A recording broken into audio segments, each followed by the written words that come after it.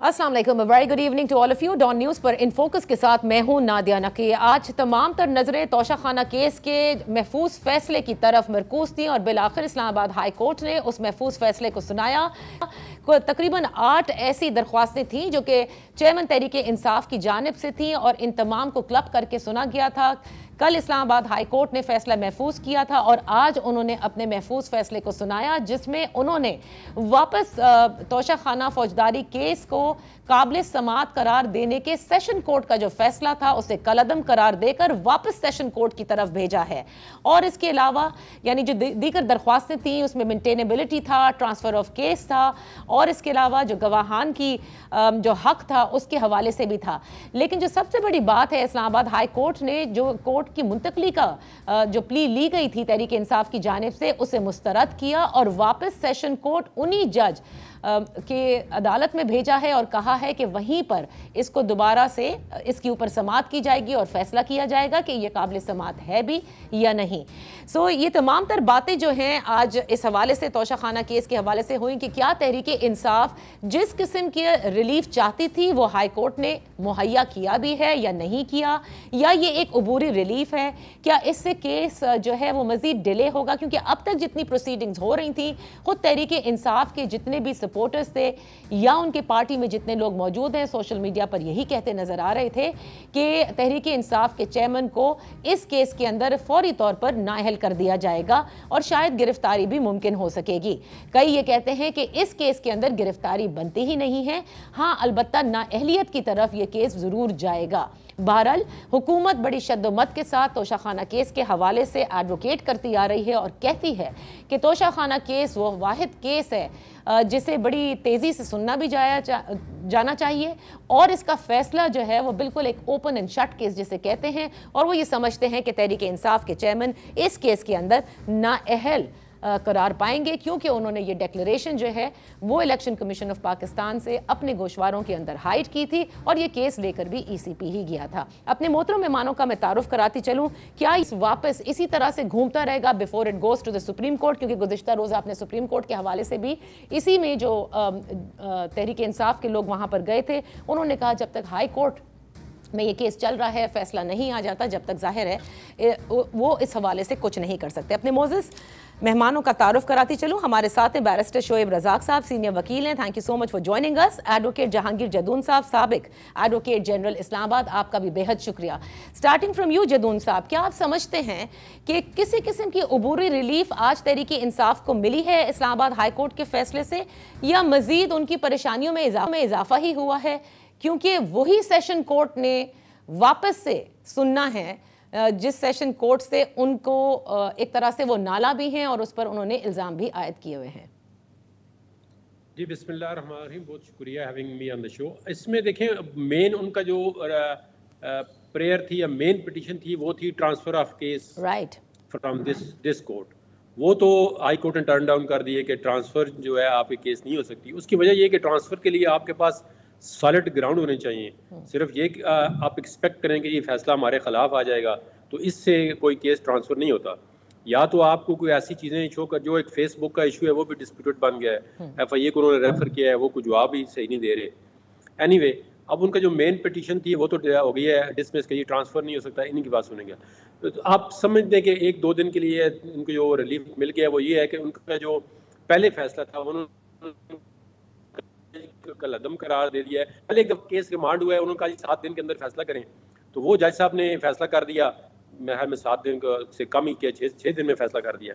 तो वो दोबारा इसमें आ गए। अब दोबारा जैसा इन्होंने कहा जी हाई कोर्ट ने जी कहा आप इनके जो प्रिलिमिनरी ऑब्जेक्शन है, इनके बेसिकली 3 ऑब्जेक्शन है प्रिलिमिनरी। एक तो कहते हैं जी ये जो केस रूट होना चाहिए था ये मजिस्ट्रेट के पास फाइल होके फिर ये आता एडिशनल सजन के पास तो इसकी सुनवाई होती। दूसरा वो कहते हैं जी लिमिटेशन है जो 120 डेज का, और तीसरा जो है कहते हैं जी अथोराइज जो है फाइलिंग नहीं हुई है by the election commission of Pakistan. Right. तो इनके ये 3 जो है मेन ऑब्जेक्शन ये है। अभी दोबारा इनको वो सुनेगी कोर्ट, फिर दोबारा वो फैसला करेगी। तो ये आप कह सकते हैं कि टेम्परेरीली, आप ये भी नहीं पता कि कल वो सुनते हैं कि कल ही फैसला करते हैं। जज साहब भी खासी तेज़ी में नज़र आ रहे हैं। जैसा कि मैंने कहा पहले ये केस नवंबर में फाइल हुआ है, पहले उन्होंने खुद ट्रेन मिस की है, पहले ये कोर्ट को आते ही नहीं थे। जो 4 फ्रेम हुआ है बड़ी मुश्किल से हुआ है। तो अगर ये पहले ऑपरेट कर लेते कोर्ट के साथ तो मेरे ख्याल में इनका केस अभी हाई कोर्ट जो है ना वो पूरा केस ही डिसाइड कर जाती कि ये कोई अगर सजा होती या बरी होती जो भी होती अब तक फैसला हो चुका होता। अच्छा, लेकिन केस इन्होंने पहले खुद डिले किया है, अब ये डिले करना चाहते हैं, कोर्ट डिले करने नहीं देती। तो इस तरह काम चल रहा है। अच्छा, इस तरह काम चल रहा है। बैरिस्टर शोएब, आप क्या कहेंगे कि जिस तरह से एडवोकेट जहांगीर जदून साहब ये कह रहे हैं कि असल मसला जो है वो वापस देखे उसी ट्रायल कोर्ट के अंदर वापस चला गया है और ट्रांसफर ऑफ केस नहीं हुआ। उस वक्त पिछली दफा तो बिल्कुल सही फरमाया आपने, एक ड्यूरेशन टाइम लिमिट सेट कर दी गई थी और शायद आपको लगता है कि कोई मुख्तलिफ फैसला हो सकता है क्योंकि ख्वाजा हारिस साहब ने पिछली मरतबा दलाइल नहीं दिए थे। आई थिंक शायद अगर वो अब अपनी आर्ग्यूमेंट कुछ दें और कुछ नया लेकर आए तो फैसला कुछ मुख्तलिफ हो सकता है। Is that right? जब ये हाई कोर्ट में कल गए हैं तो उसमें ये भी इशू चल रहा था कि इनका कुछ जो इन्होंने लिस्ट ऑफ विटनेस दिए थे उनके ऊपर भी कुछ ऑब्जेक्शन लगा दी कि थी कोर्ट ने कि जी आप ये लिस्ट ऑफ विटनेस नहीं दे सकते और इन विटनेसेस को हमने कोर्ट ने कहा था हम इनको रेलेवेंट नहीं कंसिडर करते। तो मैंने कल ही किसी शो में कह दिया था कि जनाब अगर आपके विटनेस को अलाउ नहीं किया गया on the basis that it is not relevant तो आपके पास राइट बनता है कि वो आप उस ऑर्डर के खिलाफ, इस इंटरलॉक्टरी ऑर्डर के खिलाफ आप हाई कोर्ट में रिट कर दें और उसमें रिलीफ लेके आ जाएं।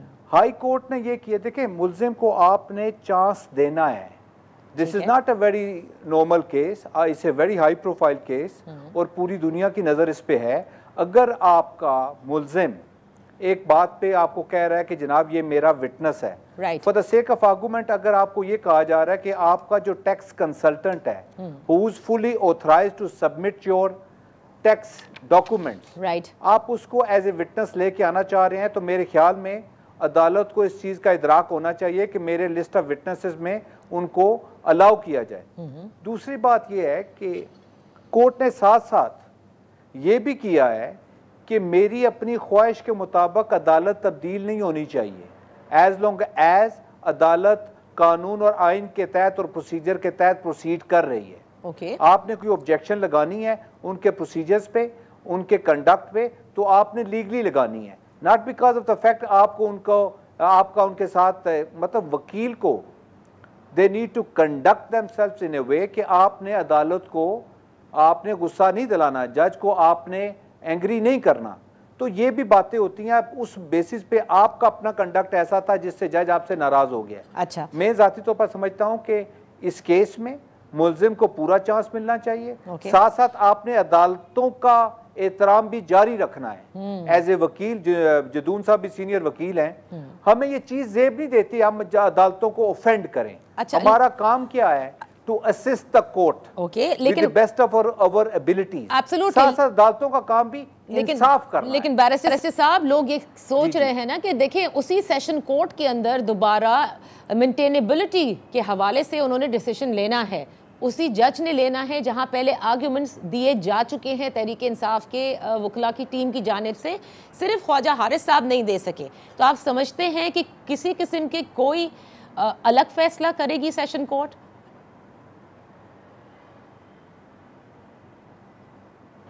देखिए, मैं तो प्रिडिक्ट नहीं करना चाहता, ना मैं स्पेकुलेट करना चाहता हूं कि अदालत क्या फ़ैसला करेगी। मैं आपको कानून और आइन की बात बताता हूं। वो कानून और आइन की बात क्या है कि मुल्जिम को आप चांस दें। मेंटेनेबिलिटी का इशू तो देखें वो डिसाइड हो चुका है। जब आपने उसके अंदर इंडाइटमेंट हो चुकी है, इश्यूज फ्रेम हो चुके हैं, ठीक है जी, तो उसके बाद आपने मेंटेनेबिलिटी पे क्या बात करनी है? ये इशू उनका नहीं हो सकता। मेंटेनेबिलिटी पे जिस अदालत ने आपको कहा है, हाई कोर्ट ने, आपने लूज तो कर गए ना। हाई कोर्ट ने अगर मेंटेनेबिलिटी पे आपके हक पे फैसला करना होता तो this matter could have been resolved there and then. अभी हाई कोर्ट ने ये मैटर वापस रिमांड किया उसी कोर्ट को। इसका मतलब है जो इन्होंने इशू रोज अदालत के पास लेके गए थे वो अदालत ने उनके हक में फैसला नहीं दिया और अदालत ने उसी अदालत को ये पैगाम भेजा है कि आप in accordance with law, in accordance with procedure इस मैटर को लेके चलें और उनके जो मुल्जिम के राइटफुल उनके हकूक हैं उनका तहफ़्फ़ुज़ करके उनको अलाउ करें टू सबमिट देयर सबमिशन। उसके बाद आप फैसला करें। अच्छा, जहांगीर चेदून साहब, आप मुझे ये बताइएगा कि जिस तरह से अब ये केस आगे बढ़ रहा है, क्योंकि आपने भी कहा कि यूं लगा कि जैसे सब बहुत जल्दी में है, अब इसके बाद आपको लगता है कि ये केस तवालत इख्तियार कर सकता है? तवालत नहीं इख्तियार करेगा, लेकिन जो इनके मेन कंसर्न है, एक तो आज कोर्ट ने एड्रेस कर दिया कि इनको सुने, वो दूसरा इनका जो बड़ा था वो भी उस नेक्स्ट वीक के लिए कोर्ट ने नोटिस कर दिया है। अब इसमें ये देखें कॉम्प्लिकेशन थोड़ी पैदा हो गई है कि एक तरफ कोर्ट ने नोटिस कर दिया है कि जी इनका जो आपने जो गवाहान थे, जो विटनेस थे, उनका जो आपने टर्न डाउन कर दिया जी कि रेलिवेंट नहीं है। तो अब रेलिवेंट नहीं होगी तो उनकी एविडेंस कमज़ोर हो जाएगी। Let them record the evidence. ये तो नहीं है कि आप एक गवाह को पेश करने की इजाज़त ही ना दें, या उसका इतनी जल्दी भी नहीं करना चाहिए, कोई इंसाफ होता हुआ नजर भी आए, फिर आप एक फैसला चले उनके खिलाफ ही आ जाएगा तो वो डैमेज हो जाएगा। ठीक केस भी आप खराब कर देंगे जल्दी में। देखें, एक तो कहते हैं ना इंसाफ हो और इंसाफ होता हुआ नजर भी आए। सही। अगर ठीक है PTI के अगेंस्ट कोई केस बनता है तो वो आप अगर 2 दिन बाद ही कर दें तो क्या फ़र्क पड़ेगा, या 1 हफ्ते बाद आ जाए तो क्या मसला है। कोई आपने 5 तारीख जो है 5 जुलाई कट ऑफ डेट दी हुई है कि इसी के अंदर हमने फैसला करना है, ऐसी कोई चीज़ नहीं है। तो 1-2 दिन बाद अगर आप छुट्टी पे जाना है तो 2-4 दिन और जो है छुट्टियां अपनी आगे कर लें, कोई मसला नहीं बनता। तो इनका ये सेटिस्फेक्शन उनको होनी चाहिए कि हमें सुना गया है, हमारे गवाह पेश हुए हैं। अब तो ज़ाहिर है वो डिले भी नहीं कर सकते, पहले वो करते रहे लेकिन अब नहीं कर सकते। आप कोर्ट जो है वो डे टू डे हियरिंग कर रही है, तो अभी छुट्टियां भी है, छुट्टियों के बावजूद हो रहा है। अब देखें ना, ये अगर थोड़ा सा हिस्ट्री में जाएं तो एक ऐसा ज़माना था, ये मुझे समझ नहीं आती। आप थोड़ा सा देखें, जब सुप्रीम कोर्ट ने 2018 के अंदर जस्टिस जो थे चीफ जस्टिस साकब निसार, उसने कहा जी आप हफ्ते और इतवार को भी अदालत लगाएं जी। कितना बड़ा जुल्म है क्रिमिनल जस्टिस सिस्टम के साथ। उन्होंने कहा जी आप डिले क्यों कर रहे हैं, जल्दी करें, इनको बस फारा करें। अब ये देखें ना, ये जब चीज़ें होती हैं तो ये हमारे क्रिमिनल जस्टिस सिस्टम के लिए बड़ा स्टिग्मा लग जाता है। कि आप एक काम करना चाहते हैं, दुनिया भी देख रही है कि आप एक बंदे को जो है इधर या उधर करना चाहते हैं, तो आप कितना जल्दी कर रहे हैं। अच्छा, अब जरा नाजरीन के लिए जरा ये समझने के लिए, जाहिर है आप दोनों में से और हम में से कोई प्रिडिक्ट नहीं कर सकता कि आगे क्या होगा सेशन कोर्ट के अंदर और उसके बाद फिर क्या होगा, लेकिन मुझे ये बताइएगा बैरिस्टर साहब कि तोशाखाना केस में फॉर एग्जाम्पल जिस तरह से हुकूमत ये कहती है कि इमरान खान साहब जो हैं वो मुजरिम होंगे और मुजरिम करार पाएंगे, ऐसे में सिर्फ नाअहली बनती है या कोई अरेस्ट भी होता है? क्योंकि कुछ रोज कबल तहरीक इंसाफ के चेयरमैन ने ये खुद भी कहा था कि ये मुझे नाअहल भी करेंगे और अरेस्ट भी कर लेंगे इस केस में।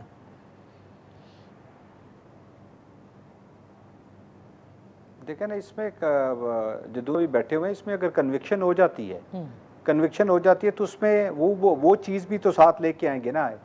इसमें होगा क्या, मेरी जो अपनी समझ काम कर रही है, इसमें वो history is going to repeat itself. इसी तरह जिस तरह नवाज शरीफ साहब की कन्विक्शन हुई थी, उनको नाअहल किया गया था, तो ये हिस्ट्री दोबारा रिपीट हो रही है। इसमें वही रोल प्ले किया जा रहा है जो पहले अदालतों ने पेश किया है। अभी वही रोल अदालतों को फोर्स करके ये कराया जा रहा है कि आपने पहले उनको कन्विक्शन देनी है, फिर आपने उनको अरेस्ट कराना है और उसके बाद आपने इनको नाअहल करना है। अफसोस की बात क्या है, जैसा जदून साहब ने कहा कि अदालतों को इस चीज़ का इदराक अब हो जाना चाहिए कि लोग देख रहे हैं। पहले ही हमारी अदालतों का जो नंबर है, सोशल मीडिया पे ये बात चल रही होती है कि उनका नंबर दुनिया में 136 है। अब इस किस्म के हाई प्रोफाइल केसेस में अगर इतनी उजलत का मुजाहरा किया जा रहा है और उनके लोगों को चांस नहीं दिया जा रहा टू डिफेंड देमसेल्व्स, तो हमारा नंबर 136 से लेकर ना 196 पे चला जाएगा, जो कि दुनिया में नंबर ऑफ कंट्रीज है ही नहीं। तो इनको अदालतों को, मैं आपको बताऊं कि अदालतों को हमारी सिचुएशन ऐसी हो रही है, मैं शाहिद खाकान अब्बासी रेफरेंस में 4 साल से पेश हो रहा हूं। पिछले 6 महीने से ऑर्डर पेंडिंग है, आज भी वो तारीख थी, आज भी तारीख थी, अभी तक ऑर्डर नहीं आया। तो अदालतों को इस चीज का इदराक भी करना चाहिए कि सिस्टम के तहत लेके चलें। हर जज को ना तो प्रोटोकॉल उनके साथ सारी जिंदगी रहेगा, ना उनकी पेंशन रहेगी। इनको इंसाफ करना है और इंसाफ ऐसे करना है कि हमारा प्रोसीजर लेट डाउन है। Thank you so much for being with us. यहाँ पर मैं एक छोटी सी ब्रेक लूंगी, जब ब्रेक से वापस आएंगे तो पार्लियामेंट के अंदर जो कुछ हो रहा है, जिस तरह से धड़ाधड़ बिल्स जो हैं वो मंजूर किए जा रहे हैं, उस पर बात करेंगे, खुसूसन यूनिवर्सिटी के क़याम के बिल के हवाले से, right after this one. Welcome back. आजकल पार्लियामान पर अगर कोई तनकीद हो रही है तो दुरुस्त हो रही है, इसलिए क्योंकि पिछली पार्लियामेंट से अगर इसका कंपैरिजन किया जाए तो सबसे ज्यादा तेजी से और सबसे ज्यादा भरमार में अगर किसी ने कानून साजी या बिल मंजूर किए हैं तो वो मौजूदा हुकूमत ने अपने आखिरी अयाम में करती नजर आ रही है, बावजूद इसके कि न सिर्फ हुकूमत में बैठी जमातों के नुमाइंदगान इस पर तनकीद कर रहे हैं बल्कि अपोजिशन के मेंबरान ने भी की। अच्छा, सबसे दिलचस्प मामला यह है कि यूनिवर्सिटियों के कयाम का न जाने क्यों बहुत सारे लोगों को अचानक से शौक पहुंचा है और इस हवाले से धड़ाधड़ बिल मंजूर किए जा रहे हैं। गुज़िश्ता रोज हमने ये देखा कि कौमी असेंबली में जब इसी किस्म के हवाले से यानी नई यूनिवर्सिटी के कयाम का एक बिल मंजूर होना था तो उस पर अपोजिशन में मौजूद जमात इस्लामी के जो वाहिद MNA मौजूद हैं कौमी असेंबली में, उन्होंने कोरम की निशानदेही की और उन्होंने कहा कि मैं कोरम की निशानदेही वापस जब तक नहीं लूंगा जब तक आप इस बिल को वापस नहीं लेते। और जब ये मामला हुआ तो उसके बाद कौमी असेंबली के स्पीकर ने आज सुबह तक इस इजलास को मुलतवी किया था और आज भी ये इजलास हुआ। बहरहाल ये भी मैं आपको बताते चलूं कि खुद वफाकी वजीर तालीम राना तनवीर साहब ये कह चुके हैं कि जब तक हायर एजुकेशन कमीशन जो है वो तमाम तर जो कोडालिटीज़ होती हैं यानी कि जो उनके सारे चेक्स होते हैं उसको पूरा ना किया जाए, जब तक नई जामियात का बनाने का फ़ायदा इसलिए नहीं होता क्योंकि हमारे मुल्क में आपने अक्सर देखा होगा कि स्टूडेंट्स जो हैं वो कई यूनिवर्सिटीज़ में इनरोल होते हैं, बाद में जब डिग्री उनकी मिलती है तो वो डिग्री इसलिए किसी काम की नहीं होती कि उसे हायर एजुकेशन कमीशन अटेस्ट करने से इनकारी होता है क्योंकि वो कहता है कि कवायद व ज़वाबित फॉलो नहीं किए गए। अब आज हमने ये देखा है कि सेनेटर आज़म नज़ीर तारड़ साहब ने ये कहा है कि यूनिवर्सिटीज़ के हवाले से जो बिल्स हैं इनके तमाम तर जो चीज़ें हैं वो पूरी की जाएंगी, लेकिन अचानक इतनी सारी यूनिवर्सिटीज़ के क़याम की ज़रूरत क्यों पेश आई? इन फोकस हैं मौलाना अकबर चित्राली साहब, MNA हैं जमात इस्लाम। बेहद शुक्रिया फॉर ज्वाइनिंग अस। पहले तो मौलाना साहब ये फरमाइएगा ये माजरा क्या है, ये यकायक इतनी यूनिवर्सिटियों के क़याम के हवाले से धड़ाधड़ बिल क्यों मंजूर हो रहे हैं? सडनली हमारे MNAs को शौक है कि अब यूनिवर्सिटीज़ का क़याम होना चाहिए? देखिए, इसमें मैं खुद भी हैरान हूँ, बल्कि तमाम MNAs इस पर हैरान हैं और वफाकी वज़ीर तालीम राना तनवीर साहब भी इसमें हैरानी का इजहार कर चुके हैं कि एकदम यानी एक ही दिन में तकरीबन 2 दर्जन 25 यूनिवर्सिटियों की मंजूरी हुई। उस वक़्त भी मैंने ये मसला उठाया और फिर कल जो है अचानक फिर 8-9 यूनिवर्सिटियों के शेड्यूल उसमें एजेंडे में वो शामिल कर दिया गया, शेड्यूल में शामिल कर दिया गया, तो उस पर मैंने आवाज़ उठाई। असल में बात यह है कि इसमें 2 चीज़ें हैं। एक तो यह है कि मेयार तालीम बिल्कुल ख़त्म हो चुका है, मेयार तालीम नहीं है। जो हमारी यूनिवर्सिटियाँ हैं उनकी मेयार तालीम और अखलाकियात वहाँ सिखाने के बजाय वो अबतरी की तरफ जा रहे हैं। उनको मॉनिटरिंग करके उनके मेयार तालीम को बेहतर बनाना और वहाँ अखलाकियात सिखाना, ये सबसे बुनियादी चीज है। इस सब के बावजूद हमें इखलाकियात तो आपने बजा फरमाया, मेयार तालीम बजा फरमाया, लेकिन जो कुछ भावलपुर यूनिवर्सिटी के हवाले से इस्लामिक यूनिवर्सिटी भावलपुर का जो स्कैंडल आया, अभी तो उस पर भी सारी तहकीकात होना बाकी हैं, तो ये सब भी हमें मद्देनजर रखना चाहिए। जी हाँ, ये तो हमने कह चुके हैं, ये तो फ्लोर ऑफ द हाउस में कह चुका हूँ कि देखें इस्लामिया यूनिवर्सिटी बहावलपुर में जो कुछ हुआ वो नहीं होना चाहिए था। और ये तो तमाम पाकिस्तान की जितने भी यूनिवर्सिटीज हैं उन सब के लिए एक लम्हा फिक्रिया है। अब लोग अपने बच्चों को यूनिवर्सिटियों में हॉस्टलों में ठहराना पसंद नहीं करते और डरते हैं लोग, क्योंकि वहाँ हरासगी और जिनसी ज्यादती और इस तरह की अखलाकियाती बुराई जो है वो अपने इंतहा को पहुँच चुकी है। तो इस हवाले से जब देखें, इसमें एक बात तो ये थी, दूसरी बात ये थी कि एक ही MNA जो है तकरीबन पिछले दफा कोई 6 यूनिवर्सिटियों की मंजूरी ले ली और कल फिर उन्होंने 6-7 यूनिवर्सिटियों की यानी मंजूरी वो ले रहे थे। तो मैंने कहा कि क्या ये MNA जो हैं यूनिवर्सिटी बनाने के ठेकेदार हैं या कॉन्ट्रैक्टर हैं कि यूनिवर्सिटियों के, कि हम यूनिवर्सिटी का मंजूरी यहाँ से लेंगे और फिर HEC से कोई यानी उनके पास NOC नहीं है और उनके पास ज़मीनें भी नहीं हैं और तामीरात तो दूर की बात है, ज़मीन ही नहीं है। फिर ये कि इस्लामाबाद के नाम पर यूनिवर्सिटियां बनाए जा रहे हैं और दूसरे सूबों में, दूसरों 18वीं तरमीम के बाद ये हक सूबों को दिया गया है, मरकज के पास नहीं है। अच्छा। और ये भी एक धोखाबाजी है। फिर देखें, आप कह रहे हैं कि तो चित्राली साहब, आपने सॉरी, मैं आपको कता कलामी के लिए माफी चाहूंगी, जो आपने कहा कि इस्लामाबाद में जमीन नहीं है लेकिन यूनिवर्सिटीज के कयाम की धड़ाधड़ मंजूरी और 6 MNA, मतलब एक MNA 6 यूनिवर्सिटीज, कुछ MNA 4 यूनिवर्सिटीज, कुछ 2, ये सब अप्रूव करा रहे हैं। तो क्या ये वही माजरा है कि जो आपने अभी जिक्र कर ही रहे थे, गवादर यूनिवर्सिटी पंजाब के अंदर लाहौर में जो बनाई जा रही है, तो यानी कि इस्लामाबाद में आप बिल मंजूर कराएंगे और ब्रांचेस आप मुख्तलिफ सूबों में जाकर खोल लेंगे? जी हाँ, देखें वो ये है, देखें वो ग्वादर में अब यूनिवर्सिटी की जरूरत है, ग्वादर के नाम से वहाँ यूनिवर्सिटी बनना चाहिए। वो लोग चीख रहे हैं।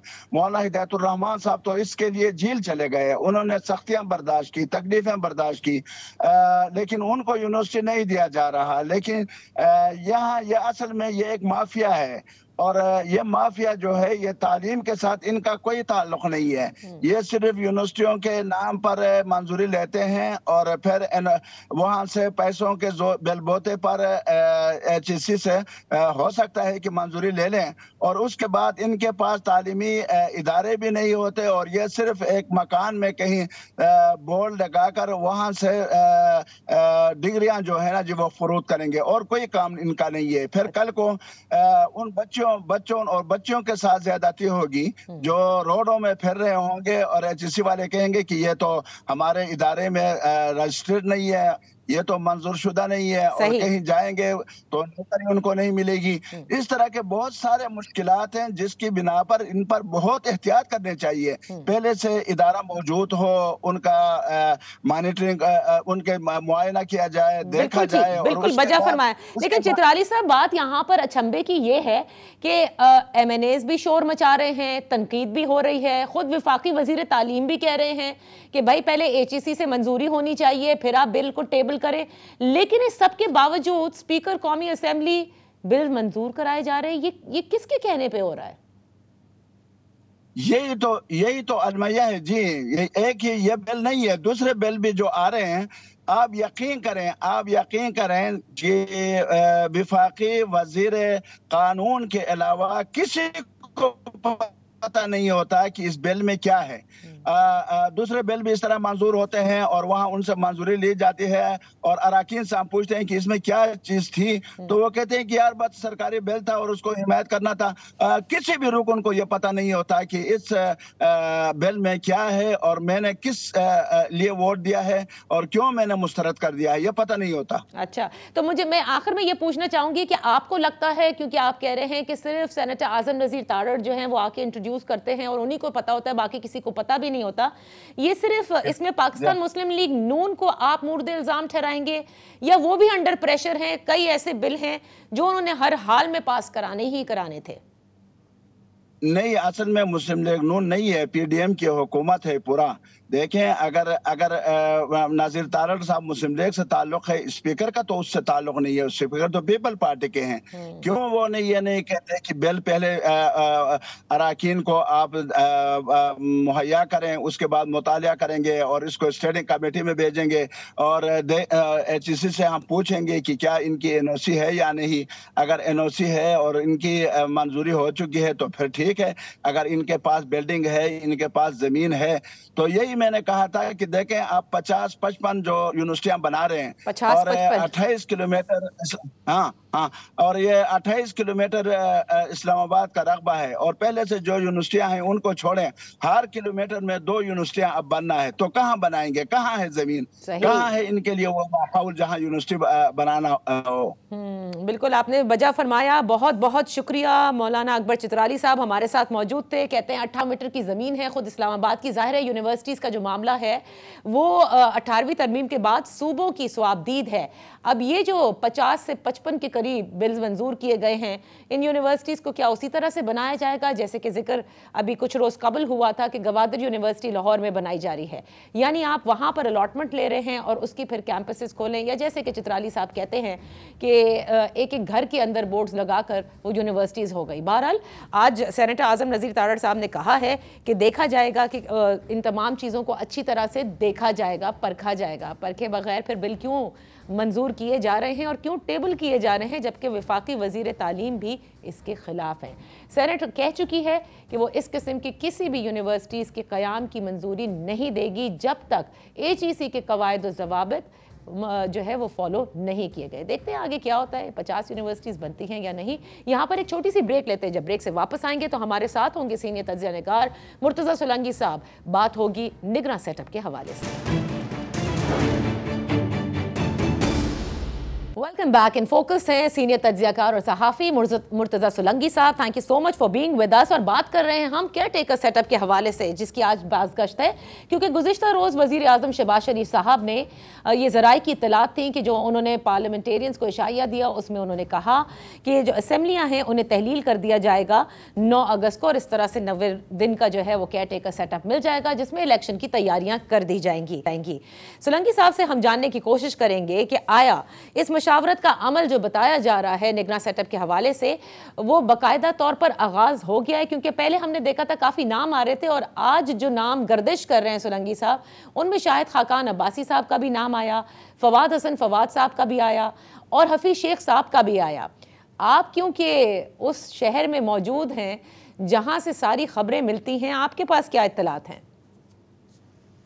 मेरे ख्याल में मुशावरत जो है वो अतमाम हुज्जत के लिए है। इसका मतलब ये हरगिज़ नहीं है कि जो इत्तेहादी जमातें हैं उनकी तरफ से पेश किए नाम को लाजमी तौर पर माना जाए।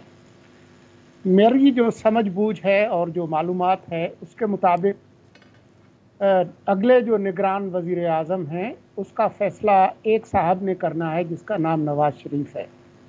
मेरा ख़्याल है कि उन्होंने फ़ैसला कर लिया है, और उनके जो प्रॉक्सी हैं मौजूदा वज़ीर आज़म, उनको ये बात बता दी गई है कि फ़लाँ शख्स होंगे। अच्छा, तो आप वो जी आप जब ये कह रहे हैं कि जिन्होंने फैसला करना है वो नवाज शरीफ साहब हैं, जो कि फैसला ले चुके हैं और ये एहतमाम हुज्जत हो रही है, लेकिन हमारी सियासी तारीख में और खुसूसन जो कुछ इस वक्त हमको नज़र आ रहा है, क्या ये सिर्फ और सिर्फ नवाज शरीफ साहब का ही फैसला है, या ये फैसला नवाज शरीफ साहब को भेजा गया है? मैं नहीं समझता कि उनको भेजा गया है। जो भेजने वाले हैं उनके हालात बहुत अच्छे नहीं हैं, उनके जो चैलेंजेस हैं वो इतने ज़्यादा हैं कि मेरा नहीं ख्याल है कि अब वो भेजेंगे। मेरे ख्याल में वो मुशावरत तो कर सकते हैं नवाज़ शरीफ से, लेकिन नवाज़ शरीफ ने जिस नाम के गिर्द एक दायरा लगा दिया तो वही निगरान वज़ीर आज़म होंगे। अच्छा, ये हम मान लेते हैं सोलंकी साहब कि इस वक्त जो PDM का ये जो पूरा कॉम्पोजिशन है हुकूमत का, उसमें पाकिस्तान मुस्लिम लीग नून जो है वो लीड करती आई इस पूरी मौजूदा सेटअप को, लेकिन आप पीपल्स पार्टी को कहाँ देख रहे हैं? क्या वो सर तस्लीम खम करने को तैयार हैं नवाज शरीफ साहब की चॉइस पर? उनके पास और कोई चारा नहीं है। उनकी बहुत सारी उम्मीदें थीं जो हमने पिछले चंद दिनों में उन्हें मुरझाते हुए देखा है। पंजाब के अंदर जो इस्तेहकाम पार्टी है उसके नतीजे में वो मुमकिना लोग जो कि पीपल्स पार्टी में शामिल होने थे वो नहीं हुए। बलूचिस्तान अवामी पार्टी वालों ने वादा किया था कि हम आएंगे, वो कहीं और जा रहे हैं।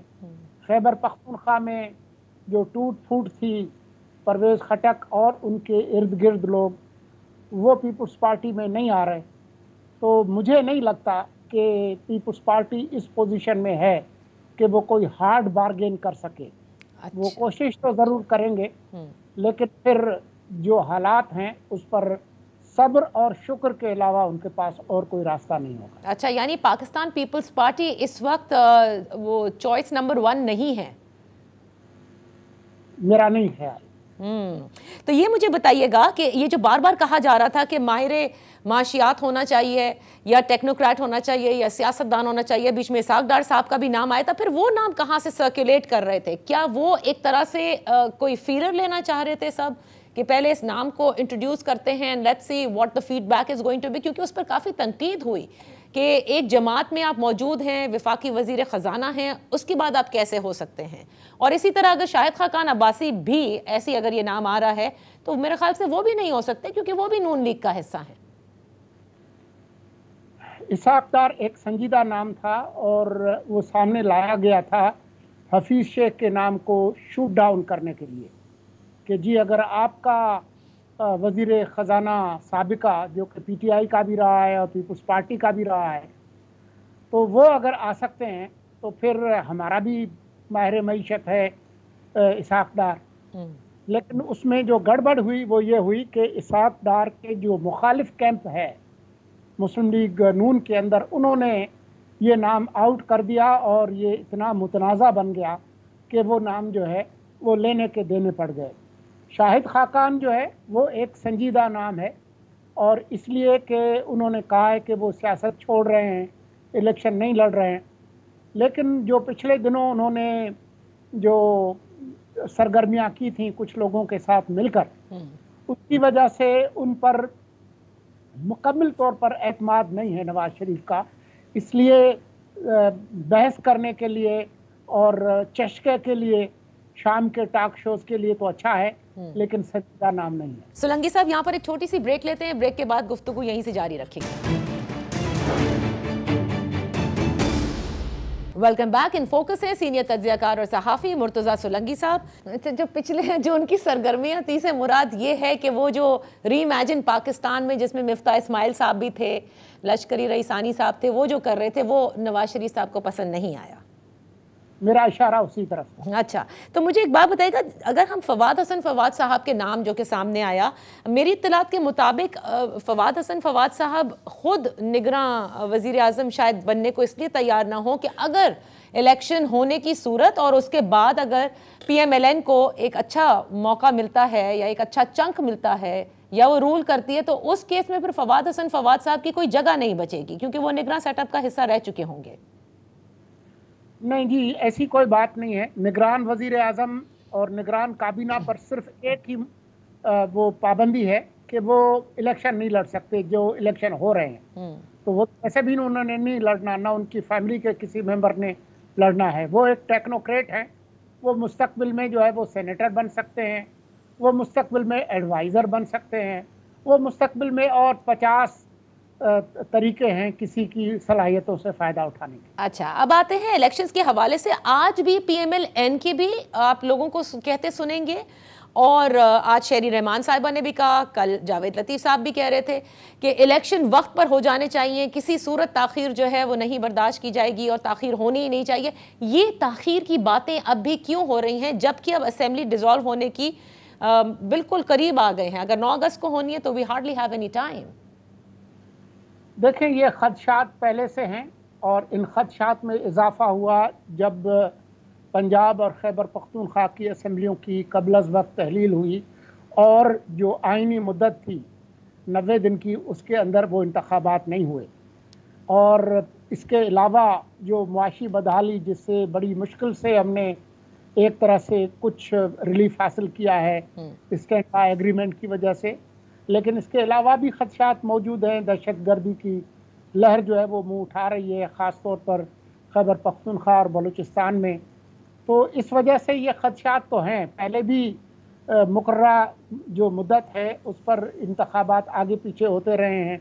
2007 का आपको पता है कि जो हालात थे मोहतरमा की शहादत के बाद, तो ये खदशात तो रहते हैं। लेकिन ये इसका जो फैसला है वो अब इलेक्शन कमीशन ने करना है, क्योंकि इलेक्शन एक्ट में तरमीम के बाद ये अख्तियार अब इलेक्शन कमीशन को दे दिया गया है। और आप समझते हैं कि इलेक्शन कमीशन इतना बाइख्तियार है, खुद मुख्तार है कि वो किसी किस्म का कोई प्रेशर और दबाव बर्दाश्त नहीं करेगा?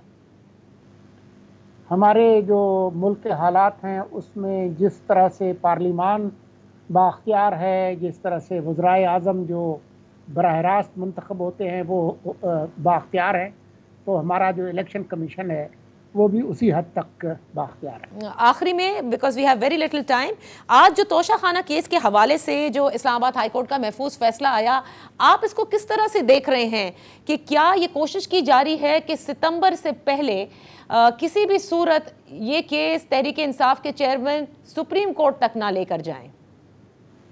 जहां भी लेकर जाएं, लेकिन आज का जो फैसला है उससे उनकी मुश्किलात चंद दिन के लिए मौखर ज़रूर हुई हैं, मनसूख नहीं हुई हैं। साबिक वज़ीर आज़म एक गड्ढे में गिरे हुए शख्स हैं जो मुसलसल खुदाई में मसरूफ़ हैं। बहुत बहुत शुक्रिया मुर्तज़ा सोलंकी साहब। वेदास इसी के साथ प्रोग्राम का वक्त ख़त्म होता है। इंशाअल्लाह फिर आपकी खिदमत में कल हाजिर होंगे। अपना ख्याल रखिएगा। अल्लाह हाफ़िज़।